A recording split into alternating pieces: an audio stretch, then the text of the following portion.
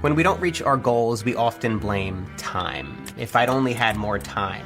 Time really slipped away from me. If I just managed my time a little bit better. And so we tell ourselves that we'll get it right next time, and we commit to finally figuring out this whole time management thing.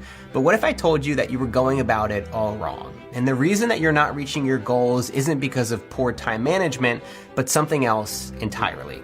Frederick Winslow Taylor birthed time management during the Industrial Revolution because he wanted factory workers to learn to live by the clock rather than by the sun. And today, that approach to productivity has taken on a life of its own. Books, blogs, and social media posts are filled with the next best time management hacks, including gems like, Jeff Bezos and you both have the same 24 hours. If he can get shit done, why can't you? But it doesn't really work like that. It's true that everyone has 24 hours, but everyone doesn't have the same 24 hours. Bezos doesn't have to do his laundry, make dinner, call the plumber, or take his attention-seeking dog to the vet. He can outsource all that. Whose daddy doesn't care about the little guy? Is your daddy. And even if you have enough money to outsource all of these things, this story might still sound familiar to you. You jot down a lengthy to-do list for the day, you copy the morning routine of the world's most successful people, and you sit down in front of your laptop to tackle your tasks like a YouTube self-help guru.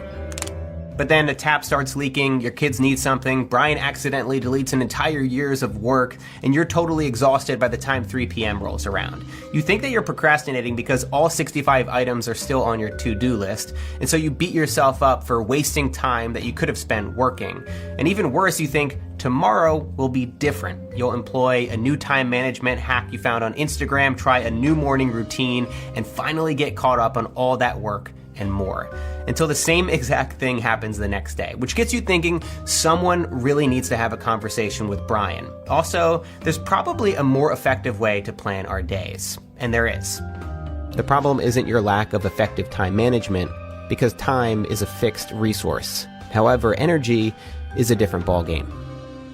In 2006, Tony Schwartz and Catherine McCarthy ran an energy management experiment with 106 employees of Wachovia Bank. They took the employees through a curriculum of 4 modules: body, emotion, mind, and spirit, focusing on strengthening these 4 dimensions of energy. Then they measured their performance against a control group. In the first 3 months, the energy-aware participants showed a 13% year-over-year increase compared to non-participants. And the participants consistently outperformed the control group for the entire year after completing the energy management program. When asked how the program influenced the employees personally, 68% said it had a positive impact on their relationships with clients, and 71% reported a positive impact on their productivity and performance. It turns out that cramming 65 items onto your to-do list and scheduling 5 meetings in one day might seem like a good idea in theory, but it doesn't account for the reality. You might have enough hours in the day to do all the things that you want to do, but you don't have enough energy. Unlike the predictability of the clock, our energy can swing wildly from one hour to the next. And if you continue to take the advice from factory labor days and apply it to our modern working environment, you're going to only be disappointed, frustrated, and burn out. It's time to stop hunting for time management techniques and to start managing our energy instead. All right, so if you want to start managing your energy better, there are 4 things you need to start doing. First, you need to find your peak performance periods. There's a time of the day when you're naturally more focused. Maybe it's in the quiet mornings before your kids wake up, perhaps it's in the late afternoon lulls, or it could be late into the night when the world goes silent. During these hours, your energy seems to be at its maximum. Getting into a flow state is effortless, and tasks that would otherwise cause you a crisis get checked off with ease.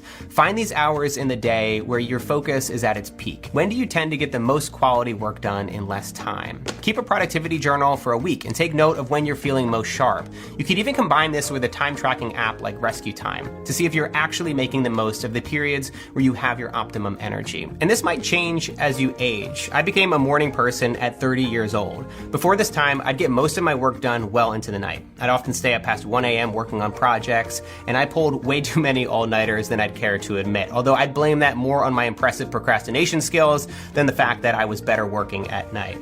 But now I find that the first 3 hours after I wake up is really my window of peak performance. That's why after I wake up at around 7 or 8 a.m., I try not to let too much get in between my work and myself. The mornings when I overcome resistance and I sit down at my desk as soon as possible are the days where I'm most likely to make significant progress on my projects and towards my big goals. Next, find out how much energy a task requires. Your energy isn't constant. It ebbs and flows according to how much sleep you've had, how much you've eaten, and the quality of your downtime. Instead of using time management principles to organize your day, organize your tasks by the amount of energy that's needed to complete them. So when I think about my life, there are definitely those items that require little effort and those that seem to drain my battery way faster. My most energy depleting tasks include filming, like this, phone calls, meetings, writing, and video editing. And my lower energy tasks include reviewing work, checking emails, replying to messages, and I would even put household chores down at the bottom as well, like making dinner, doing laundry, and cleaning up. You can do this practice yourself by creating a list of the most common tasks you have to do in a week and then order them from the most draining to the least. And then from there, you need to figure out how to prioritize your tasks and schedule them into your day. Remember, just because something takes up a lot of energy doesn't mean that it's necessarily an important thing you need to do. So during your peak performance periods, tackle the tasks that have the biggest crossover between most important and high energy. For me, I do most of my writing, filming, and my video editing in the morning, and then I schedule my administrative items that are a little bit less important and require less energy outside of that peak performance window. This is when I check email, I schedule most of my phone calls, and I do my chores. Even though I could blaze through my chores first thing in the morning, it's just gonna be a waste of my limited energy. And then you need to refill your cup regularly. Rest is productive. I repeat, rest is productive.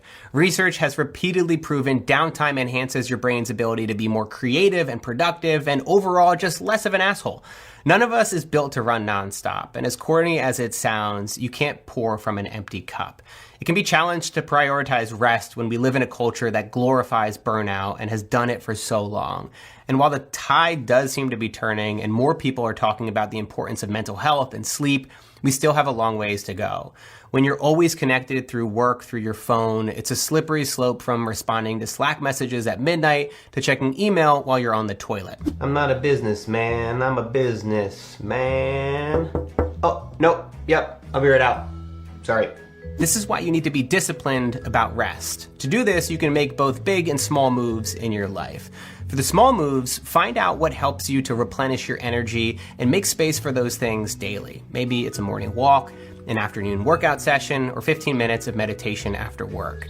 And don't just do these things when you're already feeling burnt out. Meditating after you've had a full-blown mental breakdown isn't gonna solve any of your problems.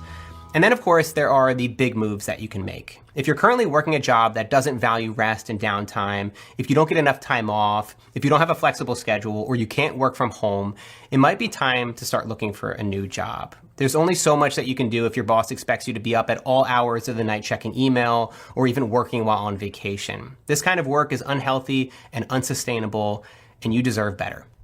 And finally, make flexible to-do lists. As much as you try to implement every productivity technique out there, from color-coded calendars to Pomodoro clocks and hula hooping to increase focus, yes, apparently that's a thing, some things are just outside of your control, and your energy is often one of those things. You can do everything right and still wake up feeling lethargic. You can have the best intentions in the world, but still have difficulty concentrating even during those peak performance hours.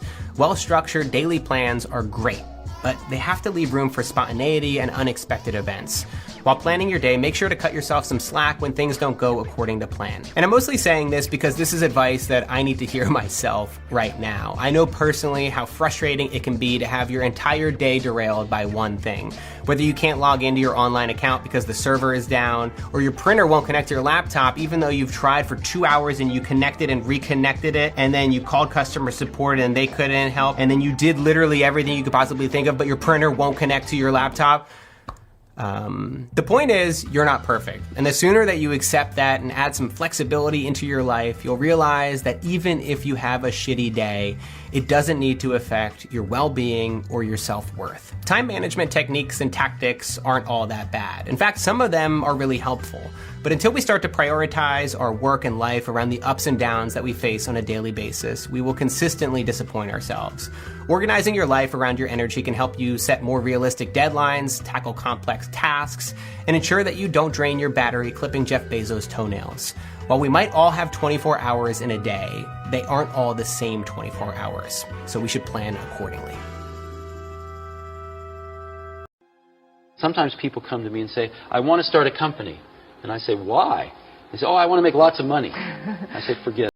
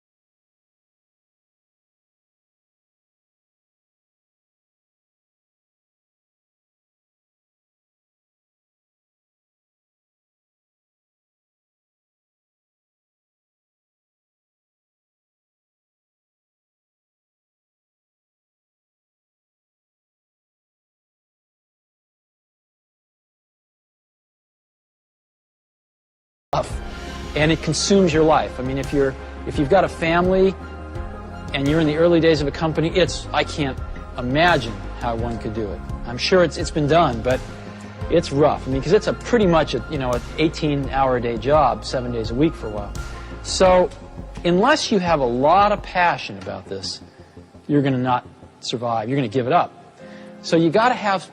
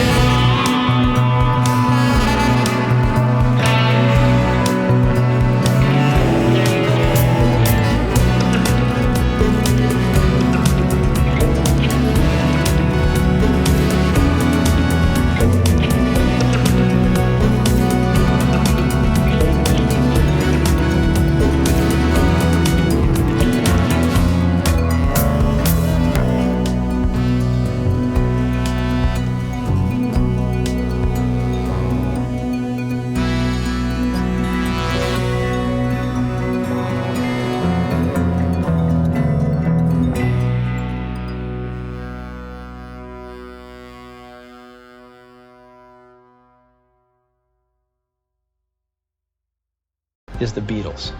They were four very talented guys who kept each other's kind of negative tendencies in check. They balanced each other, and the sum was greater than the total was greater than the sum of the parts. And that's how I see business. Great things in business are never done by one person. They're done by a team of people, and we've got that here at Pixar, and we've got that at Apple as well. And so that's what lets me do this. Well, with the Beatles, when they were together, they did truly brilliant, innovative work. And when they split up, they did good work, but it was never the same. And I see business that way too. It's really always a team. You have to have an extraordinary team because these are you're trying to climb a mountain with a whole party of people. A lot of stuff to bring up the mountain. So one person can't do it. Everybody working at a company wants to do something great. Mm-hmm. They want to be excited about what they're working on. And they want to be recognized for it if they do a really great job. So we just try to allow people to do the best work of their lives. We try to hire really smart people, but we have a very simple organization, and we try to focus and do very few things well. And focusing's hard because focusing doesn't mean saying yes, it means saying no. So we decide not to do a lot of things so we can focus on a few handfuls of things and do them well. That's an incredible